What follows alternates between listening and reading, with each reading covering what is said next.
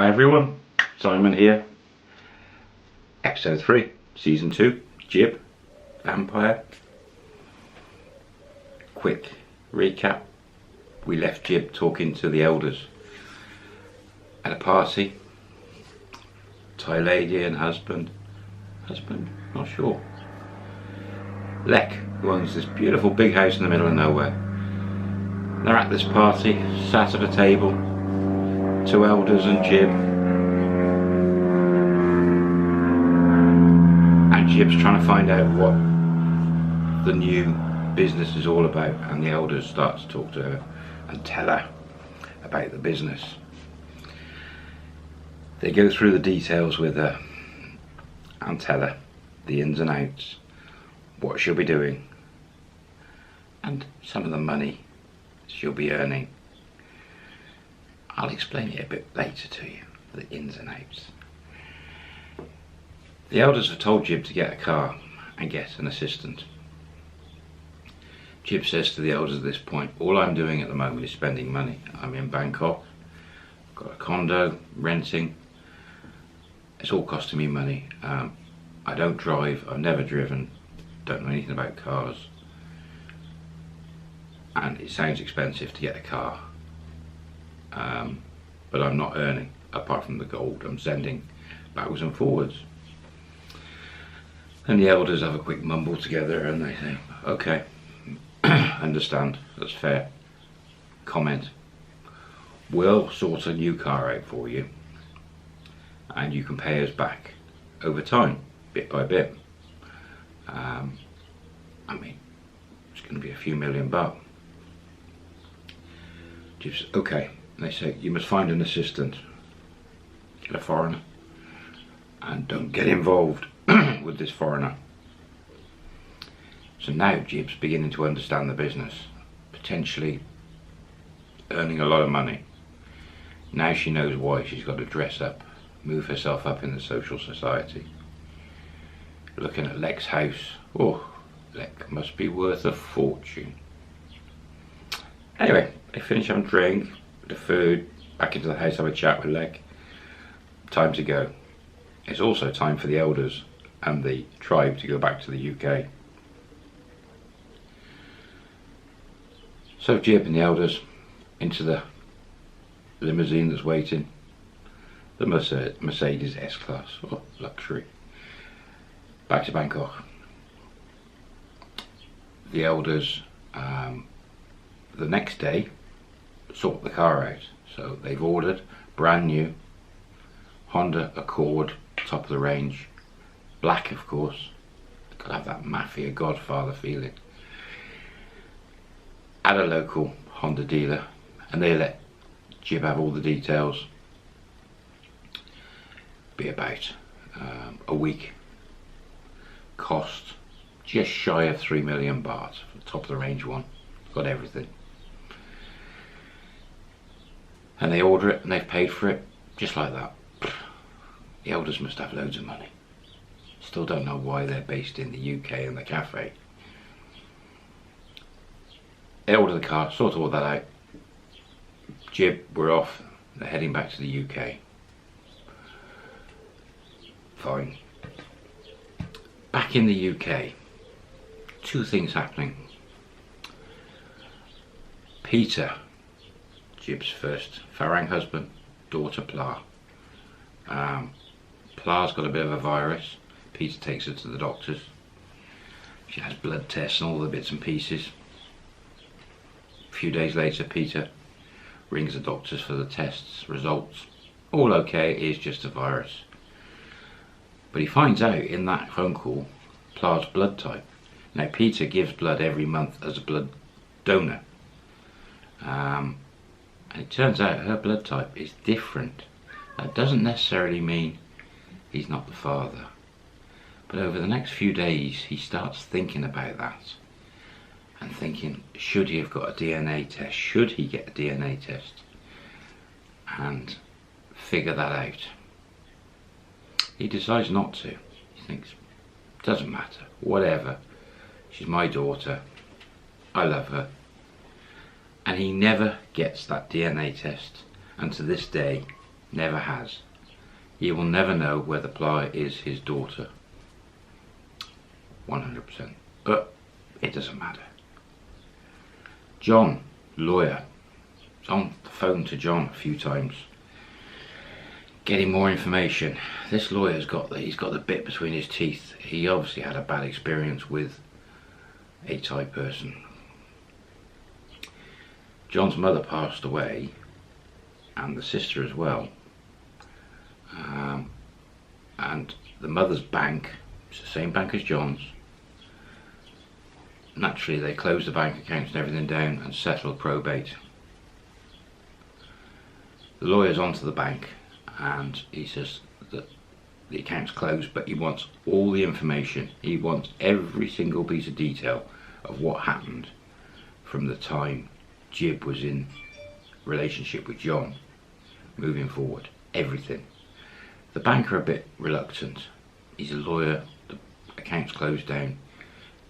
The lawyer points out that John has got £530,000 in the same bank in an account, minus the cost of a PlayStation or PS4 or Xbox, whatever it is, PS5,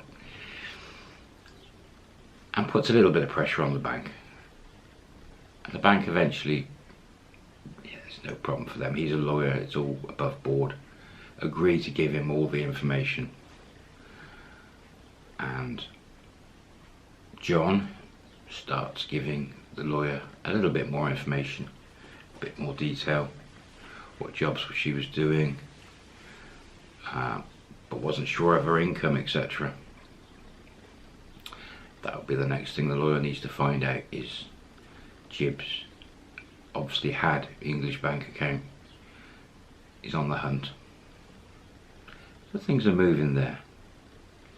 John's not bothered, he's got 530,000 in the bank, but that lawyer really is wanting to find out what's going on. Back in Bangkok, Jib gets a phone call. The elders have gone back to the UK. Jib gets a phone call from one of the girls in a go-go bar. She put the feelers out for trying to find a foreigner. She was after an American, 25, 35, as instructed by the elders. A girl rings her, says that there's a German gentleman who's been coming into a bar at the back of Pat Pong, and is giving the indications that he's looking for work and wants to stay in Thailand, and that he's a nice guy, quite large, physically athletic. Now Jib has offered these girls, if they can find the right guys for her, that she would backhand them, so that's why the phone call. Jib says, right, okay, arrange, get hold of this guy for later in the evening, come back and confirm to me, I'll meet you in Pat Pong at this place, I'll sort you out some money, and I'll go for a meal with the guy and just tell him he's meeting a potential employer. So this girl, go-go girl, I think, maybe a beer bar girl, rings later on, all set. The German guy is called Junga, and off goes Jib, meets at the designated place, slips the girl a couple of $1,000. This guy, yeah, tall, he's like the Terminator, he's quite well built and athletic. Jib's thinking, very nice, but cannot get involved. Anyway, pleasantries, let's go for a meal, takes him along the road to a nice Thai restaurant, spends a couple of hours chatting to him, getting to know him. He'd done some teaching in northern Thailand, somewhere near Chiang Mai. So typical of many foreigners, his relationship, marriage, whatever, back home had broken, found Thailand, fallen in love with it. He'd done the bar scene a bit, didn't want to go back to Germany. A little bit of money in the bank. Jib did inquire, wanted every detail, and he had about €3,000 left in the bank. Now Jib had already spoken to Lek, about getting an assistant. And why was Jib even getting this job? What had happened? The elders had never told her, but the previous lady that was running these operations for the elders was no longer out and about in Thailand. So hence Jib gets the job. Anyway, Jib had mentioned to Lek, and Lek had told how it was going to work, that if she found herself an assistant, that Lek would take care of visas, work permits, everything, bank accounts, anything, things like car insurance and all the rest. So Jib quizzes Junker. He seems fine, absolutely fine. He can drive, but he hasn't got a Thai driving license. He's got a small room at the back of Chinatown that he's renting at 5,000 baht a month. So she says to Junker, tells him the job. You're going to be my driver, my chauffeur. You're going to be getting items from shops for me, parceling them, sending the post to them. You're going to run me around wherever I want to go, and then you're going to be doing some other driving jobs for me, going all over the country, could be. In return, to start, she said she would pay him 30,000 baht a month, and if it all worked out, after a couple of months trial, she'll push it up to 50,000 baht a month. This German Junker guy is great English, he can speak really good English. Perfect. Jib explains she'll get him a proper work permit, visas, insurance. She'll put him through his car test in Thailand. She'll get all the relevant licenses, paperwork, everything covered, the whole lot. The perfect job for a foreigner landing in Thailand. But as a chauffeur, a Thai person can do the chauffeuring job, so it's going to have to be some special title to get the visas and work permits. But Lek, Mafia, Godfather, they can do anything. So Junker, of course, he's going to say yes. And Jib says to him, under no circumstances will you and me get involved in a personal level, ever. Do not cross that line. Put him straight there and then. He appreciated that, understood. She is his boss. So Junker and Jib, he'll be starting immediately the next day. She'll make a phone call and she'll get him off to do the driving test and the visas and everything.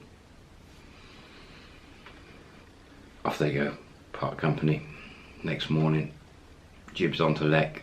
Lek's arranged it, sends the limo, gets to Junker's address, picks him up, takes him back to the house, to Lek's big house.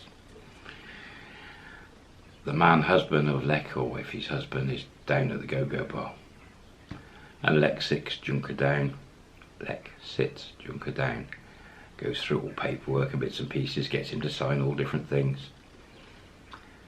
Sends him off, back in the limo, off to a driving test centre, where it's already been arranged, everything, that he's going to pass and get everything. But he's not on the right visa at the moment, but somehow it'll all get done and he'll get his licence. Over the next week, he's got his licence, he's got paperwork, he's got visas, his passport's taken off, comes back, proper visas, he's got a work permit, everything is taken care of by Lek. And he's all covered. The new Honda is ready for collection, and Jib informs him that he's going to get this car. But she doesn't like the idea of this new car being parked at his room, so it's got to stay in Jib's secure parking underneath. This will be a pain for him, and she says, maybe I'll move you into my condo, but we'll see how we get on first. Junker's over the moon, he's already on salary.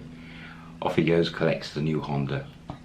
It'll be his job to look after that car and keep it clean and everything else.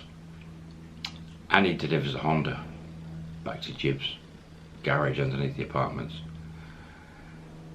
We still don't know the business. What's it all about? Is Junker just going to be an employee? Just going and buying the gold and posting it? And it's a lot of salary he's getting just for that, and a bit of driving around supermarkets and things for her. Intrigued? Then you're going to have to come back next time. I'll see you soon. Bye for now.